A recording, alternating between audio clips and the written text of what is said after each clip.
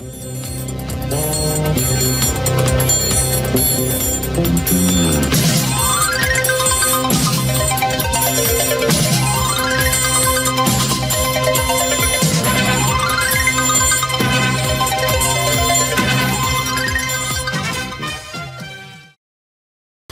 and gentlemen, you know me, I'm the Mark of the Masters, the man of the plan, Big Ray, here to stay with a special OneWrestling.com presentation here today.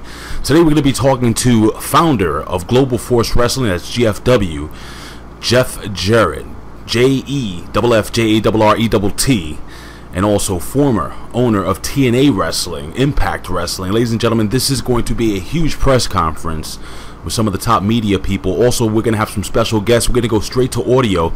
We're about to go live to tape right now. I'm recording this 7/12/2017. Right now, it is 12:25 Eastern Standard Time. So, without further ado, ladies and gentlemen, all your questions about GFW should be answered. But if not, we're going to go over a couple of things after the audio press conference. So, stay tuned after the audio press conference here at OneWrestling.com. And I'm going to break down a little bit as to, what, well, basically we talked about. So, ladies and gentlemen, enjoy. Good afternoon again, everyone. This is Ross Foreman, head of media relations for Global Force Wrestling. I'd like to welcome everybody to today's media teleconference. We have reporters and writers joining us from around the world, so let's get started. First, I'd like to welcome the founder of GFW, who is now the Chief Creative Officer. Of course, he's the King of the Mountain, a former World Heavyweight Champion, and the #1 Nashville Predators fan. Jeff Jarrett, welcome to the teleconference. Well, thank you, Ross. I do appreciate everybody joining us today. And, since we talked last week at the end of Slammiversary week, we were excited about this call today and looking forward to the teleconferences happening quite often. Things got kicked off in a little, I guess, a rather bizarre way with Big Papa Pump a couple of weeks ago, but we look forward to engaging our fans, via all the journalists that are on this call today, and I had everybody joining us today. All right. Well, I would now like to welcome a very special person who all of us at GFW had the honor to meet last week at the Impact Zone. Tony Marrero is an Orlando, Florida resident who is a special guest for GFW's Remembering Pulse Nightclub 1 year later, a tribute to the 49 victims and the survivors of the Pulse Nightclub tragedy back on June 12th, 2016. Tony was shot 4 times in the back and once in the arm. Hopefully everybody at this time has had the chance or will have the chance to watch the 10-minute tribute that GFW did, and I can speak on behalf of everybody with the company. We are very proud of the tribute and definitely honored to welcome Tony to this teleconference. Tony, good afternoon. Good afternoon, everybody. Thank you so much for having me. Tony will be joining us for the first 10 minutes of this call, so when I do open it up for questions, I ask that any questions for Tony and or Jeff strictly at this time be focused on the Remembering Pulse Nightclub 1 year later tribute. So, Tony, Jeff, I'm going to leave the floor to you guys. All right, guys, I appreciate it. And before we get things going, Ross, I know you wanted to make a statement that is the obvious, the latest breaking news as it concerns Alberto. So I'll let you lead with that, and then I'll just have a quick comment after that as well. Sure. As everybody might be aware, GFW issued a statement this morning regarding Alberto El Patron. I'll repeat that statement right now. Global Force Wrestling has indefinitely suspended Alberto El Patron effective immediately until the investigation is resolved following a recent incident in Orlando, Florida. That is the only statement GFW will be making on this matter at this point, and we ask for this teleconference that there be no questions on this matter. We have issued a statement, and we are moving forward, waiting for the investigation to complete. So, Jeff, if I can ask you your thoughts on the Pulse Nightclub Remembrance Night. Sure. Well, but before we get to that, and I do, obviously the attorneys would rather I not say anything, but I do just want to comment briefly on the Alberto situation. Obviously, it's very unfortunate. Over the last 24 to 36 hours, Global Force Wrestling officials, as well as Anthem, and you know, a host of others that are a part of our team, both inside and outside. We are digging into this matter, continuing to dig into this matter. Concurrently, you know, I have generated some of these conversations, and some people have reached out to me. I have I'll call them my mentors, so to speak, in the corporate world, that are the CEOs like of the world, and then some professional sports, NHL, NFL, player personnel, coaches, both on the pro and the college level. And I just wanted to pick their brain and advice on how to best handle this situation. And really the takeaway from both of it, and I'll sort of leave it at this, is that, you know, the two takeaways that I got from the combined conversations are, at the end of the day, it truly is on a case-by-case basis when you're dealing with athletes and entertainers and that type of public figures and that type of situation, as well as there's never an absolutely correct decision to make, a right decision, and there's always not an absolutely wrong decision to make. But just as I left the staff meeting a few minutes ago with our weekly staff meetings here at Global Force, you know, I addressed everyone in the room and said, you know, I will take as much responsibility of this as people want to put on my shoulders. You know, I've been blessed to be put in this position, and I truly want to make the best decision, not only for everyone in administration and production and talent, all of our production folks, that, you know, when you group that entire group, it's well over 200 people that depend on, quote unquote, a paycheck from this organization. And then at the end of the day, again, I've been around the business for over 70 years. At the end of the day, the wrestling fans are the ones that are first and foremost. So, you know, it's part of my responsibility as well to look after that. So it's an unfortunate situation. We take matters, any legal matter, but we also take personal matters. And obviously the recording has started. It's obviously a legal matter as well as a personal matter. And so we take it very seriously. And you know, I've probably spoken a little bit more than I should, but I just wanted to make sure that I was as transparent as I possibly could with everyone on the call. And again, we'll move on from that and move on to a, you know, as I stated earlier, last week when the PR team and myself sat down and the teleconferences were going to be laid out, we're very excited about it. Very, very pleased with the week of Slammiversary and everything that led up to it. But, you know, a week ago this past Monday, our Pulse Nightclub tribute was very, very emotional from everyone in the arena as well as backstage, and then the follow-up with the Facebook post. And I just got to say, my wife, Karen, and Tony have become big buds through this wonderful situation that we came together and making the best of a very horrific tragedy. So with that being said, Tony's a great guy, and me and him are open for questions to kick this teleconference off. Tony, before we get to questions, if I can ask you your thoughts as you reflect back on the tribute a week ago. Of course. First of all, I want to thank the entire production for it was a beautiful way to honor the victims, survivors, and everybody affected by this horrible tragedy that happened a year ago. It was a very emotional night for everybody, not just me, but everybody that was involved. It was a very emotional thing to see, as well as beautiful. And like I said, I want to thank everybody that was involved in doing this, you know, tribute to everybody that was affected by it.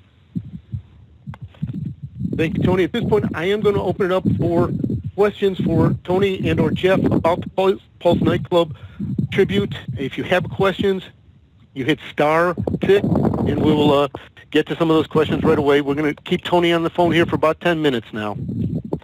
Tony, you want to talk about meeting with Karen? You had a fun meeting in the back. You want to talk about that? Time that I just had to go back, so I kept going for other, you know, 2 other tapings, because we felt, me and the people that I brought, we felt so welcome by everybody there. It was such a good place to be at, and Karen was just so wonderful to me, and I'm looking forward to just, you know, keep seeing you guys, and I know it's going to happen. You know, every time you guys are in town, Roz is obviously going to hit me up, and we are going to get together because you guys are amazing. Everything you guys do and what you did for us, or Orlando as a whole, is just something that I'm always going to keep dear, next to my heart. We are opening it up for questions now. Ryan. Been working on it, but as far as I know, there's nothing just completely concrete. It is going to be a memorial as far as I know, but that's all the information that I have so far, that they're still talking about. Okay, thank you. Hi, Ryan Bowman from thegorillaposition.com. I kind of want to ask Jeff and everybody, really, as everything happened, Orlando's kind of home for everybody and the tapings. What was that like, and how did it shake everybody up? Rod, I want to make sure I understand your question. Are you asking last Monday night or when the incident, which... I'm sorry. I meant when the nightclub shooting incident occurred, I'm sure with everybody pretty much working and being around Orlando and knowing everyone in the community, how did it affect everybody in the company? How were they shook up by it? Well, and I'll go first on this, Tony, if you don't mind. Ironically, and I wasn't with the organization last year when it happened. I can tell you exactly where I was, though. I was in New Jersey. I just got done with the GFW show, and it was early in the morning, and I woke up before I did my cardio, and I turned on the TV. Karen was still asleep, and then, like probably millions of Americans, we were glued to the television show on that morning. And then our wonderful friend Joe Park shared a story with me last week that the production crew was actually in Orlando, and when they got off, Joe Abyss went downstairs and got off the elevator, and there were armed guards with machine guns, and it was sort of a police headquartered, a mobile headquarter. So it was, at that time, so early in the morning, it was really a just a horrific situation that people, it was so early in the tragedy that people didn't really know what was going on. So I know that it permeated throughout the talent and the production folks, that it was just a really surreal day of just what was going on. Hi, Jeff Jarrett. This is Alan Wojcik from Outside Interference Wrestling Radio. How are we doing today? Great. I hate asking this question, but I have to ask it. The Alberto El Patron situation, a year or two ago, TNA ran into an issue where Sean Hernandez was under contract to Lucha Underground, and he had to get edited out of TV, including the entire Beatdown Clan angle. What's TNA, Impact, GFW going to do? Is he going to get edited out of all of the TV going forward, or what's the plan? Alan, we're going to, Jeff, if I can chime in here, we're going to take a couple more questions for Jeff and Tony about the Pulse Club nightclub situation that we hit a tribute. We're going to do those at this point while we still have Tony for another minute or two on the phone. Hello. Go ahead with your call. Question? Yes. So, hi, this is Riju from Sportskira in India. I had a question for Jeff. Hey, Jeff. Congratulations on a fantastic Slammiversary 15. My favorite match was JB and Scott Steiner versus Josh Matthews and Joseph Park. If you'd like to ask a question, please press. Your request has been received. Will that be something you do going forward as well? Ross, we may want to go ahead and progress unless there's any other calls and questions regarding the Pulse Nightclub tribute. Perfect. We're going to have one more here. I think this one. Hello, Tony. It's Lee Hazel from Steelchair Magazine. I was just wondering if you yourself had any history with professional wrestling prior to the incident, and if you have any memories of it yourself. I'm so sorry. Can you run by one more time? I was just wondering, how did your involvement with the professional wrestling industry in this matter come about? How am I involved with the wrestling? Yeah, like how did you get involved with Impact Wrestling and Jeff in particular? Oh, I got involved. It was throughout another one of the survivors, and they ran it by me, and they asked me if I wanted to be part of a tribute that was going to be part of Impact Wrestling, and automatically I said yes. Fantastic. Thank you very much, Tony. Tony, I know you got to head back over to Universal Studios, so we're going to let you go there, and we're going to, at this point, open the questions up for anything along the lines for Jeff. We have a lot of things going on in GFW these days, from post-Slammiversary and the merger, so feel free with your questions. If you want to ask them, all we ask is when you do ask a question, you identify yourself and your outlet. Tony, if you're here, again, thank you very much for joining us, and we'll move on to some questions for Jeff. Thank you so much for having me, guys. See you, Ross. Tony, I want to thank you publicly. Appreciate it, Tony. Have a great day. Of course. Thank you, guys. Bye-bye. Ross, as we move along, I didn't quite get the Sportskeeda specific question from India, but I'll go back to Alan's question. And, again, I wasn't with TNA Entertainment / Impact Ventures at the time that the Hernandez situation, but from my understanding, that was a completely an IP, intellectual property situation, in that he was signed, or there was a legal situation where he could not appear on camera, to the best of my knowledge. In this matter, it's a completely different situation, in that, again, decisions are made, what's best for the league, what's best for the brand, what's best for everyone involved.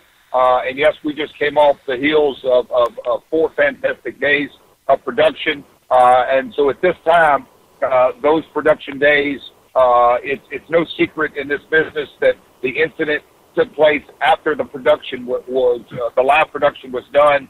So it collectively, it would further damage the brand to edit all of this out. And quite frankly, it would do further damage to the brand. So again, the decisions are made at the very best we can to continue to grow the brand. We've made tremendous strides since Anthem, took control of the asset in January, and as we've moved along over the last 6 months, and coming off the heels of Slammiversary and the early numbers that are in, it's very apparent that the success, we're taking steps in the right direction. And from the very beginning of TNA in 2002, that was always what led to our successes over the years, are crawl, walk, run. Just not rush into things. So if Ross, if we can get the Sportskeeda question back at some point during the call. But other than that, let's move on. Hey, Jeff. Sean Ross Sapp of Fightful.com here. I want to ask what the process was of turning Impact into Global Force so soon after TNA was turned into Impact. And, what was Ed Nordholm's reaction to that? What were his feelings about that in particular? Obviously, it was a collective decision. Very early in our relationship, dating back till mid-December, it was very clear that the TNA name was going away with no uncertainty long before I came on board. And so as the days, weeks turned into months, the process began, that it was very apparent that the name of the brand, name of the league, name of the promotion, WWE is to Raw, what Global Force is to Impact, that the name TNA was going away. From day one, the name of the television show was always Impact. And so it was a collective decision with multiple executives that were on board here that obviously wasn't a singular decision by any stretch of the imagination. Len Asper, Ed Nordholm, production elements, it was a collective how we were going to transition in. And we're well aware that it is going to be a step-by-step process. That the name or the initials TNA have much more equity internationally, specifically in India, that the double entendre doesn't exist. The United States press, as opposed to the India press and other markets around the world, the name TNA in the initials in the league, the PR hits that quite frankly were massive over the last 24 months. So it was and it will be a delicate balance, but it's something that we charted our course, and we realize that it's going to be a step-by-step process. We had a meeting yesterday that as far as our digital front, globalforcewrestling.com, impactwrestling.com, you're going to see that begin to roll out over the next 3 to 4 to 5 to 6 weeks. As we launch our OTT, that's coming in play. Obviously, all the social media channels with GFW and all the social media channels with Impact. There's going to be a progression, and we do have a plan in place. But at the end of the day, we understand that, the viewers, specifically television viewers as opposed to online viewers, that, if they tune in, and we realize no matter what show it is, you don't watch it every week. You watch it 3 out of 4 weeks out of a month or 2 out of 4 weeks, that we want it to be a natural transition, a progression, and at the end of the day, we will get there sooner rather than later, but it's going to be a transition. Hey, Jeff, this is Tommy McCardle from ringscoops.com. How you doing today? Good. How you doing, sir? Doing pretty good. Thank you for asking. My question is, are there any plans for GFW to come out to the West Coast or to make a return to Las Vegas for any tapings? The short answer is absolutely yes. The timing is something that right now we have staff in Ontario that are doing, some site surveys. It's no secret that we're coming out to Staten Island, Long Island, and Bridgeport. We're going to be making further announcements about. We're going to be making announcements about our AAA relationship and the talent exchange, and we hope very soon that we're going to be making announcements about AAA joining us on our New York trip for our live events. Obviously, like I said, we're looking at Ontario for September. We're probably going to look at another Northeast run, fourth quarter of this year, and then as we head into January, discussions have already begun about looking in first quarter, going back to our traditional first quarter of the United Kingdom tour. But to say Vegas is on our radar without question, it is a fantastic, just like Orlando, it's one of the entertainment capitals. It's a destination city. And then West Coast, it goes without saying, all the wrestling fans from Northern California all the way to Tijuana. So timing is obviously the biggest factor, but yes, we're looking at a West Coast swing. Hi, Jeff. David Dunn with the New Zealand Pro Wrestling Informer. I want to ask about the working agreements you've got with some of the promotions around the world. The original iteration of GFW set up several in-principle agreements with a number of independent groups, Australia, New Zealand, South Africa, United Kingdom, etc. What is the status of those relationships with regard to the current form of GFW? Well, it's very obvious that there's been a major turnover in talent, and that the world in which we live in this wonderful world of professional wrestling is much more transparent, and that everybody has a start, whether it's in the smallest of independents or whether it's a major independent. But, there's great operations literally around the world. The UK scene goes without saying.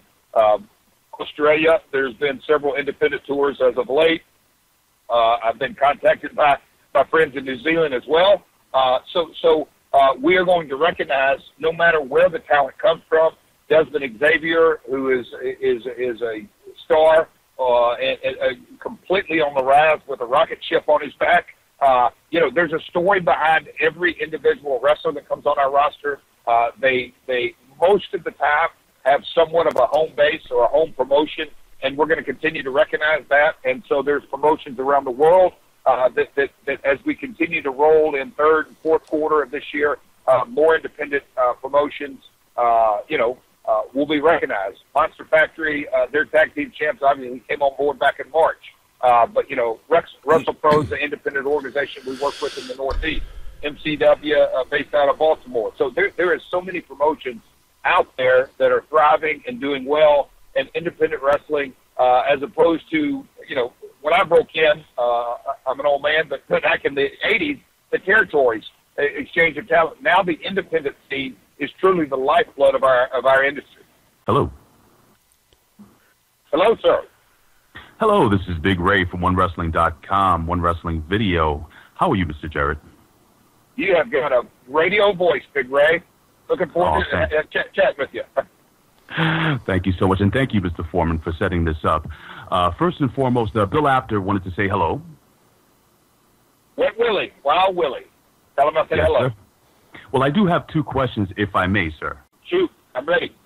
All right, the first being, we were just curious as to whether you were going to continue the lineage of the X Division title and continue moving forward with the Grand Championship, or are you going to basically eliminate those titles and proceed with the Next Gen title and maybe move into using perhaps a television title? Obviously in the world, and whether it's WWE or back in the day WCW or back in the territory days, 6-man titles, tag titles, it's always a work in progress. But the plans going forward are, the global championship, and we looked at things, and we have unique plans later on the year for the Next Gen Championship. But the four divisions as we head into Destination X are the X Division, the Knockouts Division, the Tag Team Division, and the Global Championship. And the Impact Grand Championship is still exactly what it was prior to Anthem coming on board. Very good. Now, my second question is very straightforward. There are other companies that pin themselves to be more of a PG product. Now, will GFW be pushing the edge and giving us more of a realistic base of sports entertainment and pro wrestling, Mr. Jarrett? Well, obviously being a part of the Attitude Era, pushing the edge, it can mean multiple things, some positive, some negative. But a global force, it is exactly something that I've been a part of and seen throughout the years. The most productive storylines, if you want to call them storylines, are always reality-based, whether it's Stone Cold versus Vince McMahon, whether it's the NWO that connotated the WWF and was, the situation was litigated. The WWF invaded WCW. No matter, going back way to my my early years, Lawler and Dundee, a huge rivalry that existed for years based on their true personal hatred of one another. So quite frankly, when you say push the edge, not in a negative or language or smut, if you will, but we will and will always continue reality-based situations have always been the most successful in professional wrestling, and so if you want to say that's pushing the reality-based component, the answer to your question would be yes. But we're certainly not going with I'll go back to the word smut and the elements that at the time the Attitude Era, obviously Shock TV and was super successful for its day and age. In 2017, as we roll into 2018, there really is no place from a completely wide appeal. It's not. You just can't focus on that male 25 to 34 demo. It's got to be a much broader to be successful.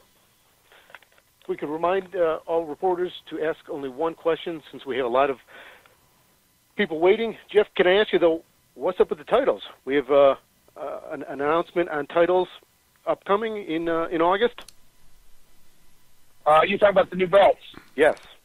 I was answering emails on that at about 6 o'clock this morning. So it's a work in progress, but we're excited for August the 17th for Destination X and the new titles.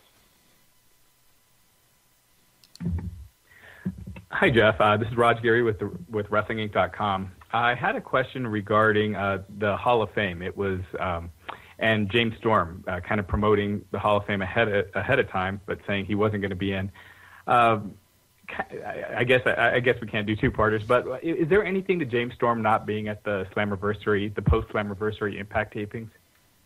Well, the post-Slammiversary Impact tapings, James had a head injury. He says it's not bad. I kind of think the doctors, although they, but that's James, and James will always be James. The doctors have different opinions, but that had, I'm not sure. I know you're the two-parters. So even though Ross doesn't want me to answer two-parters, on the topic of Hall of Fame, that was, I guess you could say, as tradition went, that the Hall of Fame inductee was announced on Slammiversary.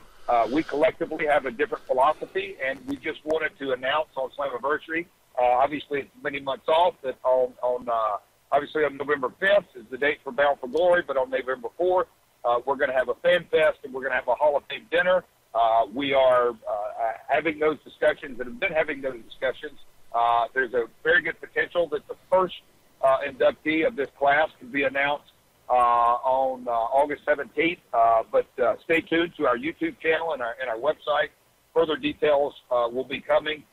But no, I'm super excited about that. There's a lot of different candidates that moving forward, and I'm of the mindset that a Hall of Fame inductee should be certainly in the twilight of the career, and I don't put James Storm in the twilight of his career at this time.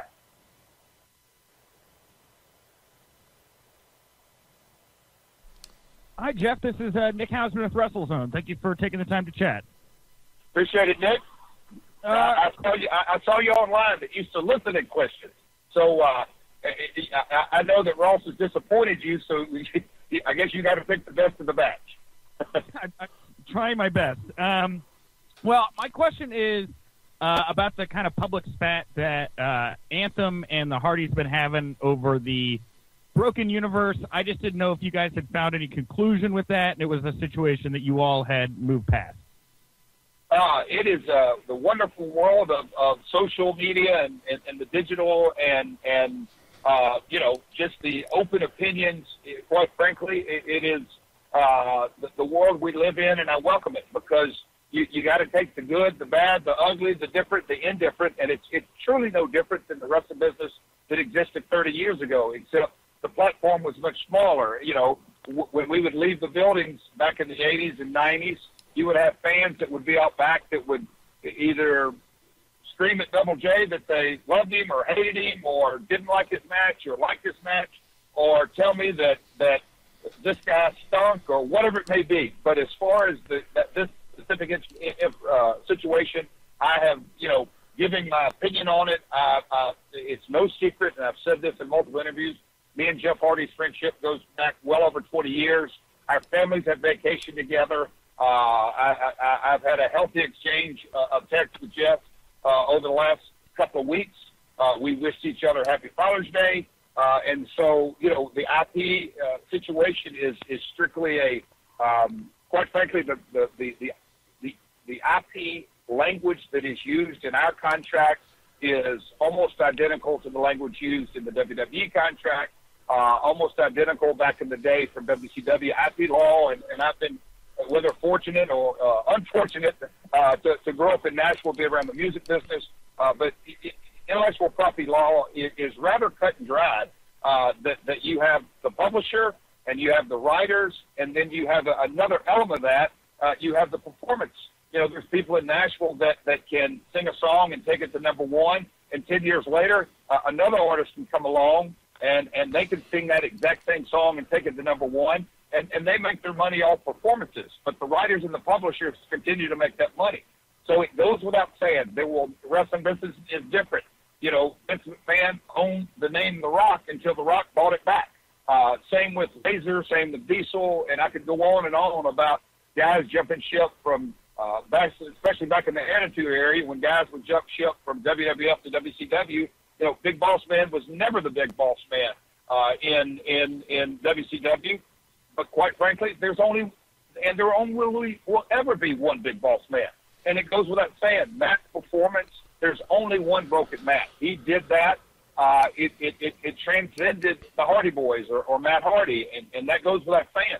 There's only one Brother Nero. It's funny, on vacations, and I told this story the other day, and a buddy of mine said, well, you ought to tell people that. Well, when there's two Jeffs in a vacation home, it can get confusing. So we started calling Nero instead of Jeff Jarrett, Jeff Hardy. So anyway, hats off to those guys in the performance. But it goes to the ownership, and there's multiple writers, and there's writers that were part of the Broken Brilliance that it's very obvious they're no longer with the company. Dave Lagana, Matt Conway, and Billy Corgan, to be exact. But, Jeremy Borash in production and writing, and then you have, Jimmy Long, and so and Matt and Jeff. So there was a group of writers without question. But ownership always lies with the publisher, and that's not new to this industry or intellectual property law. Hi, Jeff. Raj Gary with WrestlingInc.com again.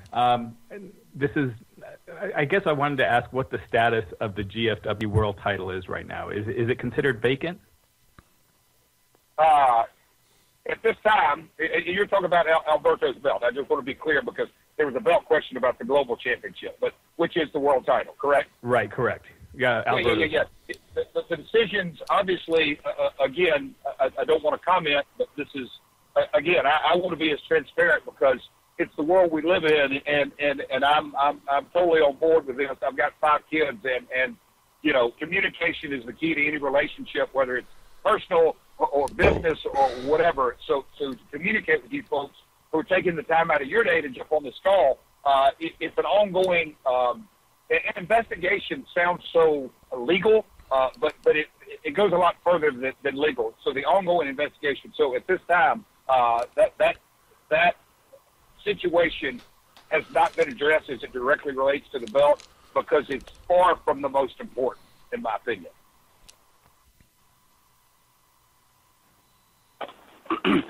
Hi, Jeff. Donna Corby from the Irish Daily Mirror here. I'm just wondering, you talked about coming back to the UK. When exactly, I didn't hear you earlier, when exactly do you plan on returning to the UK? Because we know that Impact in the past have had such a huge following around here. Nothing specific. Talks began before Slammiversary. Had another call this week. Obviously, the world of sport, the WOS situation is still ongoing. Everything's a work in progress. But traditionally, we've come in January. So I don't want to hold ourselves to January, but first quarter of 2018 is what we have preliminarily targeted. Hey, Jeff, this is Tommy from ringscoops.com again. I got a question. Do you plan on doing any women's tournaments in the future? Obviously, the Super X Cup is something that you can say we brought back, but I kind of think this year's version is by far the best. When you have, Ishimori, you have Drago, you have such an international flair into it. And so it's something that we, brought to the forefront, new and improved. And a women's tournament, for a long time we didn't have women's wrestling in at that time called TNA on Impact, just because we wanted the depth of the talent. And then obviously as we grew over the years in 2010, 2011, 2009, whatever year it was, that Gail and Kong main evented for the first time in modern day history, main evented a 2-hour television show. And so the short answer to the question is without question, because the depth of women's wrestling, quite frankly, has exploded over the last 36 months in a great way. So the short answer is yes. The timing, that would have to be a collaborative effort from the matchmaking group.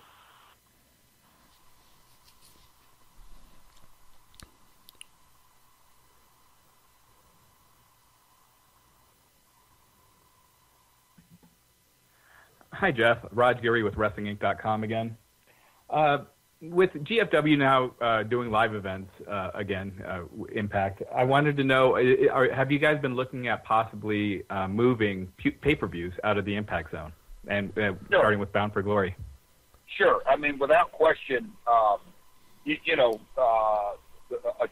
call it in every sense of the word, a traditional touring organization is the goal, but it has to make financial sense. It goes without saying that taking Impact on the road several years ago was a financial disaster, and so you have to methodically look at every decision and make sure that it makes financial sense. But we're going to start with our live events, and again, I'll say put our toe back in the water. We realize that we're not going to put an event on sale and it's going to go clean and sell out. Quite frankly, the WWE doesn't do that for live events. But they're out there, they're touring. Obviously, it's an organization, publicly traded, been around 50-plus years. And so their brand awareness in every market they go, they don't have that situation. We're obviously in a rebranding situation in every sense of the word, and so we're getting back out in that market. We got to make the right decisions, and that's why we're excited to partner with Noah, partner with AAA, get into these markets. Our LAX, our current tag champs, are going to be throwing out the pitch and doing the signing, the meet and greets over in Staten Island. We've got the Bridgeport baseball show.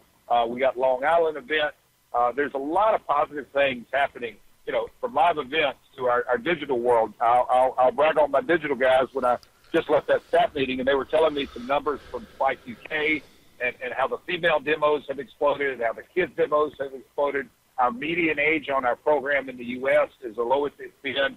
We're trying to figure that out, but we think it's the median age is the lowest it's been since 2009, and that's I just got to tell you that's fantastic because everybody on this call is well aware of the business and the WWE their quarterly calls and their reporting has educated everyone that to get sponsors, to get advertisers, you got to have that lower demographic. You got to be sponsor friendly, and so we're working on all of that. Our merchandise is headed in that direction. Our DVDs, our production, our YouTube numbers. We're going to reach 1 billion views shortly, which is great. We're going to reach 1 million subscribers, and so our digital stuff, and that's been reported.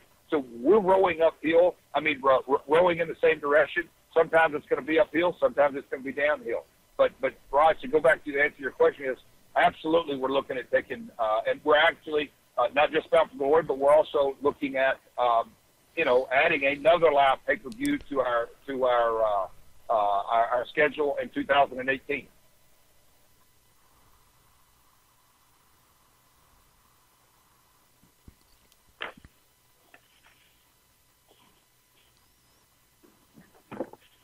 Hey, Jeff. Mike Babcock with TMZ Sports here. Forgive me if this has already been addressed. I hopped on here a little bit late.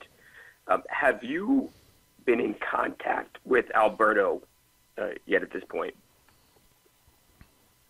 Yeah, I mean, and I'll... yes, you are a little late.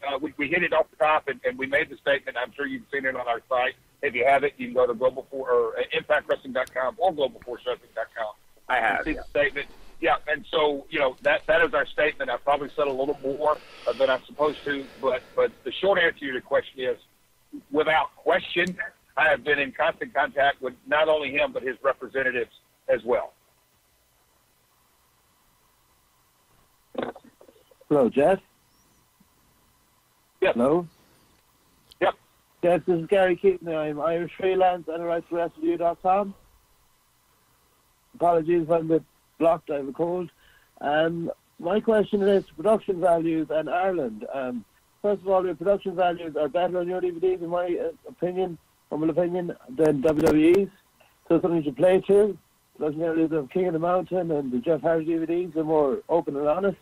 My question relates to when you come to the UK, will you be doing a tour of Ireland as well?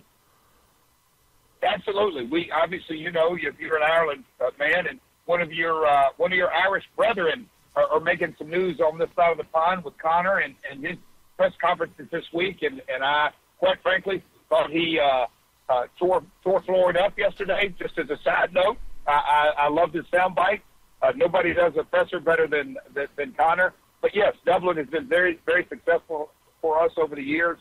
I can remember as far back as 1994 having some shows in Belfast and Northern Ireland. So, but no, the short answer to your question is Ireland is obviously being looked at, and we've had success there. So I see no reason why we wouldn't make that a part of the tour.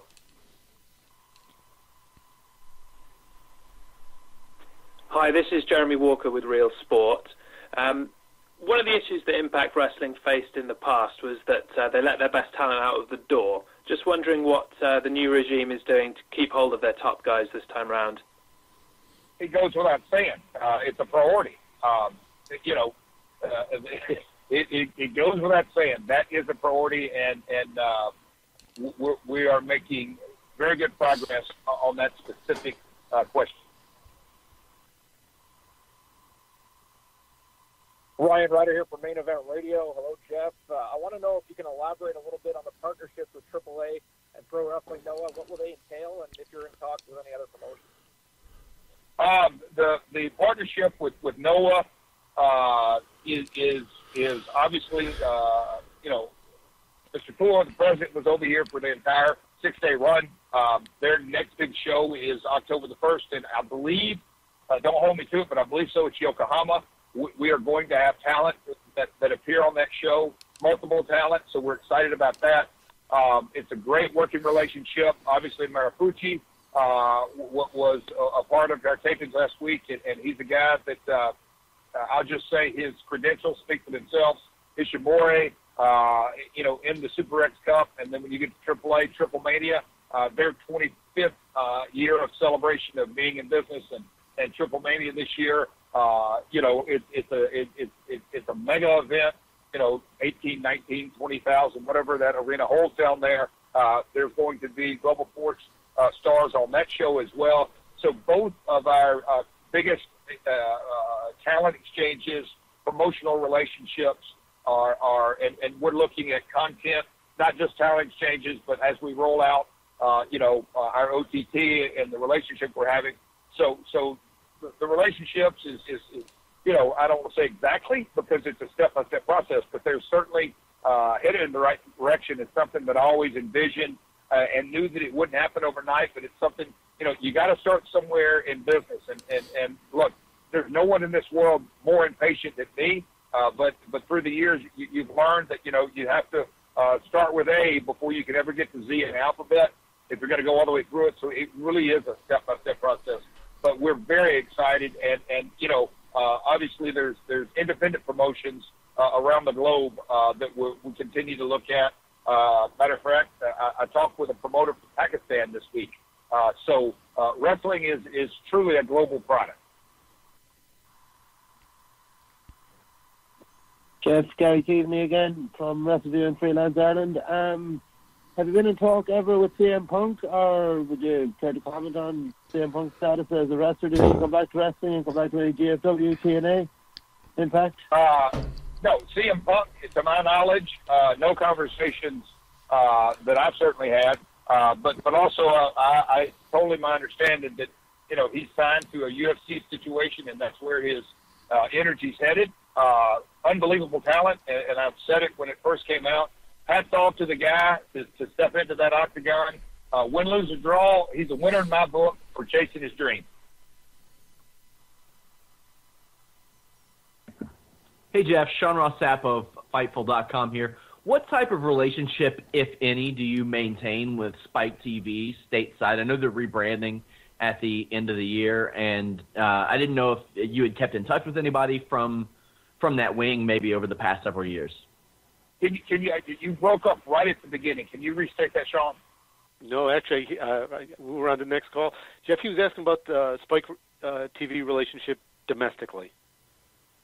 Oh, obviously we're in a long-term relationship.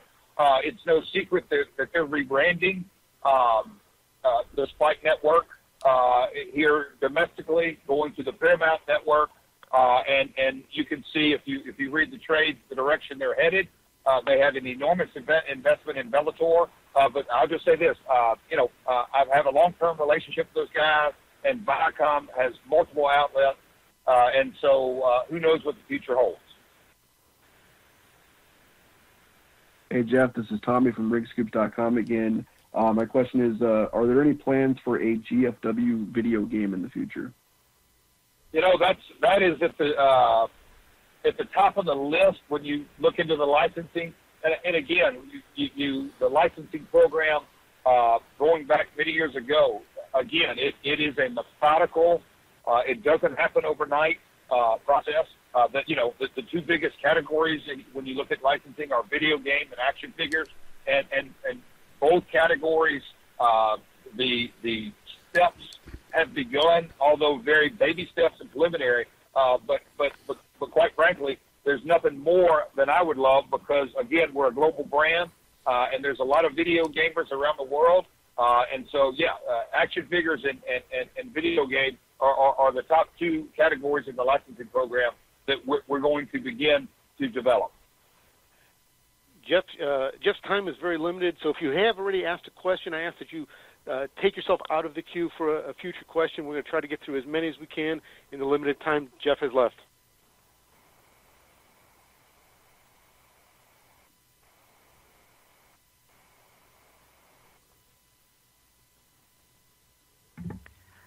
Hi, Jeff. I'm sorry. This is Raj with WrestlingInc.com again. I'm not sure if you addressed this with your Hardys answer, but I just wanted to confirm. Did you say that the Hardys have not purchased the IP to the broken character and that gimmick from Global Force at this time? No. No, they haven't. Hi, Jeff. This is Nick Hausman with WrestleZone again. I didn't know how to leave the queue, so I'm still here, and I'm still going to ask a question if that's all right with you. Shoot, Nick. I'll make it quick. You make it quick. All right. My question is about recently you guys had some producers leave GFW, Shane Helms, Al Snow, Simon Diamond. I was wondering if you had any new names in mind to come in as producers for the company. No, quite frankly, and all three of those guys, their contracts ran to the very end. The decision not to renew had zero, and I want to overstate this, had zero to do with performance base. We went to India, and it was from a production, just because of economics. We had obviously a shell crew, but 8 agents for a 2-hour show is overkill. I wish nothing but Shane and Al and Pat, nothing but the best. And as Al and Pat both told me, you never know where this business crosses again. Pat has been with us since back in the Asylum days. There's only a short period when he wasn't with the organization. But I want to thank them, all three of them publicly, for the contributions they made. But it was strictly a financial decision that, 8 agents for a 2-hour weekly product is overkill. And with that being said, no, there is no new producers in line. Very happy to have Gail Kim on board, working with the Hall of Famer. Goes without saying, a pioneer or the pioneer, her and Kong, with the Knockouts division. But there is absolutely no plans for new producers down the road. Hi, Jeff. I just wanted to, Donagh Corby from the Irish Mirror again. I just wanted to ask, if you were looking at Dublin, would that be for those UK dates that you're looking at preliminary for January? Yeah, again, I said this earlier, you can't hold me to it, but first quarter of 2018, we're looking at I'll call it even a European tour, because in the past we have had shows in France, obviously the German market, WXW is a partner of ours that we've worked with, a fantastic organization. There's an organization in Switzerland, Austria, obviously Ireland is on but just because we've been and had some great success in Dublin. So yes, it is on the short list. Hi, Jeff. It's Lee from Steel Chair Magazine. I was just wondering, with Destination X coming up soon, what are the plans for the X division, and any plans to bring back the Ultimate X match? I'm sure the timing's everything, and the Ultimate X match is I can remember several vivid memories, whether it's the Asylum or when AJ Styles was in the Ultimate X matches. Just the level and it's true, the level of competition that went into those matches. Everyone knows it's not true sport, but the guys, when they have that platform to shine on, they go the extra mile. And so the X division has been a cornerstone of a big time philosophy that and Slammiversary showed. You have your heavyweights, you have your X division, you have the knockouts. You have the tag division, and as you go into, as we came out of Slammiversary, it's no secret. Joe Park and Jeremy Borash and Big Papa Pump and Josh Matthews. What a night! What a memorable match! It was off the charts, entertaining. D'Angelo Williams and the success and his training and how serious that he really dug in and the success of that match. So to answer your question is, you can't highlight everything all the time, but the X Division is going to be front and center, and it's going to have a big night coming up with the X guys on August 17th. Hello, Jeff. This is Riju from Sportskira Wrestling in India. I wanted to ask, how do you feel about Samoa Joe and AJ Styles at the top spot in WWE? How do I feel? Well, first off, personally, I couldn't be happier for Joe, AJ, Bobby Roode, Eric Young, those guys. Professionally, it kind of in one soundbite, we were definitely promoting the right guys. They've gotten on obviously a grander and a bigger stage. Samoa Joe this past Sunday night, and Joe's always had that tenacity. I said that in the ESPN article. What really set Joe apart, in my opinion, from a promoter standpoint, is his tenacity. His real. When you drill it down and you look at his face, he's a tenacious individual. AJ Styles' athletic ability athletic ability was truly phenomenal. So very happy for those guys. Everything that they get today, AJ and Joe have both been in the business. AJ was with us 13 years. I wasn't here when he departed. Neither was with Joe. But those guys, they contributed immensely to the success of this organization.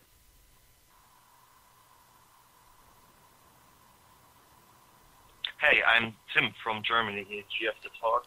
I have a question. I had last week Bad Bones John Klinger in the interview, and he said he's really looking forward for working for you, Jeff. Your thoughts about Bad Bones John Klinger, and is there a chance to be on TV in Germany again?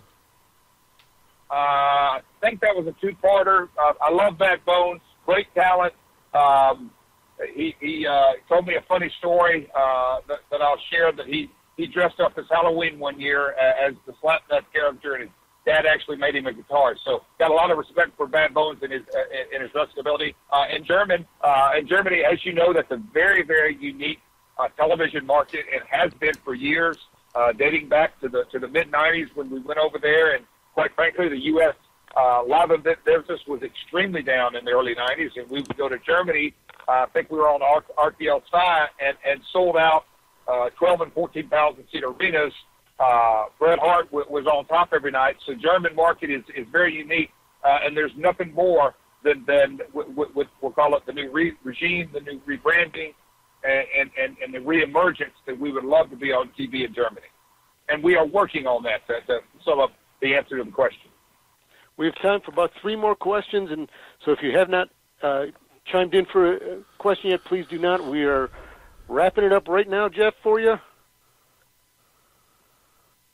Hi, this is Dan Parati with Boston Wrestling Sports. Appreciate a minute of your time, Jeff.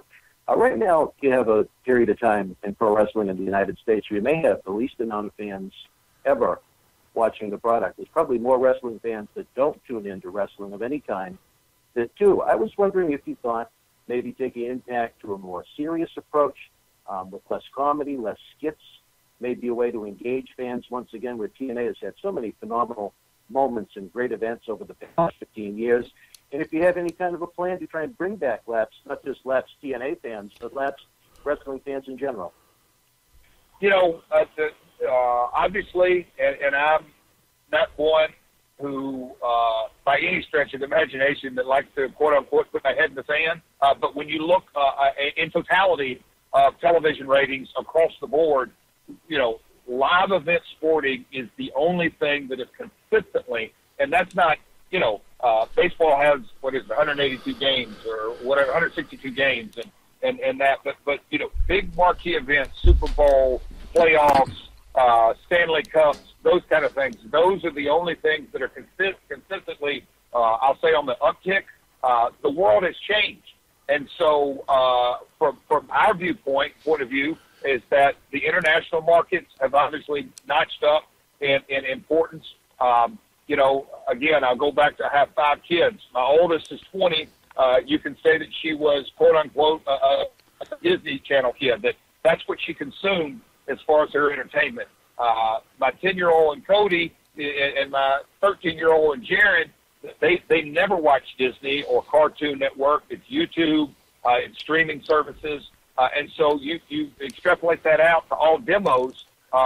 Nielsen has come out with new ratings on people meters and digital minutes consumed and watching in bars and restaurants, different events. And so how we consume our entertainment is no longer destination television.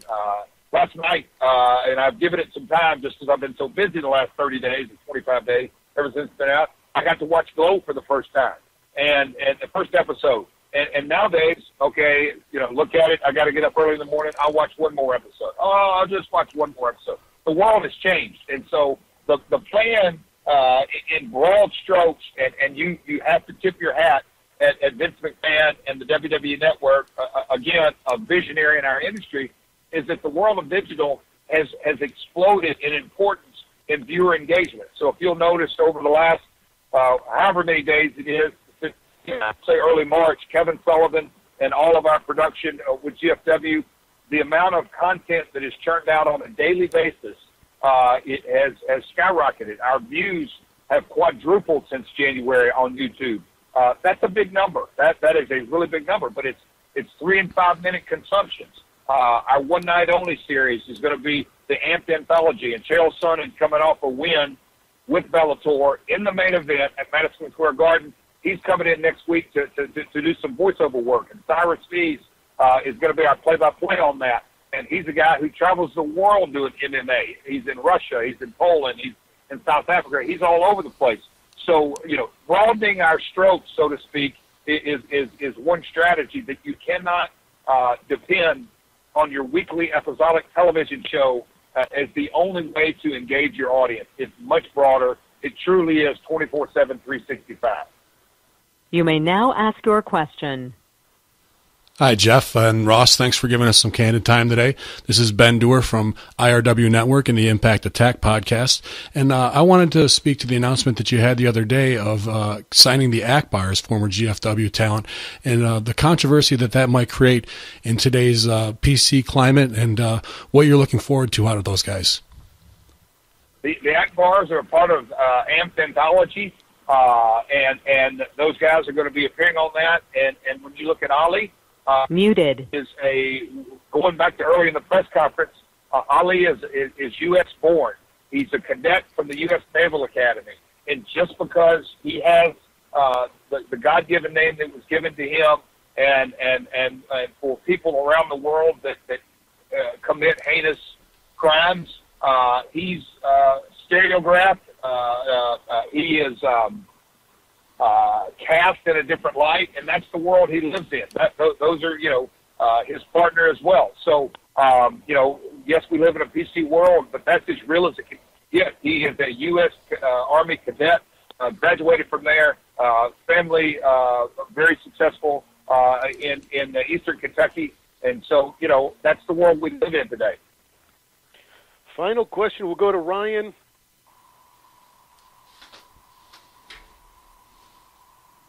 Hey, Jeff, you talked about getting back out on the road and doing the East Coast tour, but and you also talked about TV, but how important is it for you to get Impact live every Thursday night? Again, it's the dollars and cents, and if anybody knows me, they know I was raised on live TV every 90 minutes in Memphis, Tennessee. Live TV is a different element. Everybody in the arena, every wrestler, every production person, announcers, it goes down to the ring pro. Everyone knows when you're live, your adrenaline is at another level. It's physiological. It's just the nature of the beast. So obviously that's our goal. Again, we're running a business, and you better have blocking as opposed to ready, and that is at the front of our mind. So would I like to go live every week? Yeah. Is that a reality in 2017? No. Jeff, we appreciate it very much. You've been very candid, very open. I'll give you the floor for a final thought. I just, again, I appreciate everybody on this call, and I mean that sincerely, that we had our fan interaction in Orlando at Slammiversary week to kick things off. It was very successful.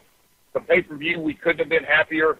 The production, as we rode along through the 4 days, as we're headed into Destination America, again, we get to be live that night. That doesn't happen every week. We'll have a special program that night as well with Destination X and some great action. But I just appreciate all the support. Obviously, everyone on this call at some level is supporting us, and I do appreciate that. That as our rebranding and our rebooting and our transition, we're definitely not going to make all the right decisions. I know that going in. Again, my family's been around 70 years, so we are definitely going to make our mistakes. Guys can be a little forgiving at times, but from the top to the very bottom of this organization, it's not going to be for lack of effort. You can rest assured on that, and I cannot wait to see what the future holds for all of us. Jeff, thank you very much. On a personal note, have a great birthday on Friday. We'll drop that. Thanks, guys, for being on the call, and talk soon. All right, so we're back from the press conference, and I have to send a big thank you to Mr. Ross Foreman for facilitating this press conference, and of course, the one and only JEFFJARRETT, Jeff Jarrett, for answering all of our questions, and they were a plethora of questions, as you can see here, easily over an hour worth of questions, guys, again, and also the heroic story of one Tony Marrero, who was of Orlando, Florida, and unfortunately was part of the shooting June 12, 2016 at that nightclub. It was Pulse Nightclub in Orlando, Florida, which was one of the most tragic events in this country's history, to be honest with you. Again, ladies and gentlemen, but, beautiful representation of what a company should do, during this situation. And, moving forward, guys, look, here's a deal. I asked a couple of questions, and Mr. Jarrett, thank you so much for complimenting me on my radio voice. I really appreciate it. That was really cool. But all in all, guys, looks like Impact Wrestling, or GFW, Global Force Wrestling Impact, will be moving forward with the X Division title. Again, that's one of my questions. What else did I ask? I did ask about whether they were going to be a little more of an edgier product. I think they're going to go a little edgier.